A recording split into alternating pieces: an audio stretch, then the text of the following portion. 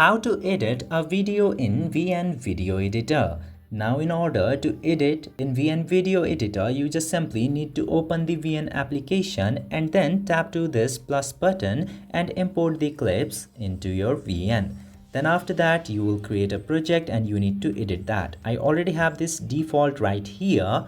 Now, after coming into this section, in order to edit, you just simply need to know what you are making. First of all, simply select the size or the aspect ratio of your video, and after that you can use other extra text or subtitle in your video. You can add music from here, or you can use the filters into your video from this section. Just simply use the filter if you want, or you can use the effects. You can trim the video somewhere you want, like this.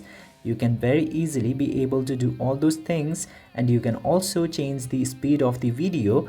First of all, you figure out what you want to do with your video and how you would like to edit. You will get basic functions such as fade, crop and rotate, also mirror and flip, like this. Just simply use these features if you want to use, and you can change the background and stuff from here. You can change the borders of the video, you can blur, and you can set up the opacity in lower or higher rate. Just simply do that if you want, and you can do all of the other things from here. After that, your video will be edited from here and you can export it by tapping into this button.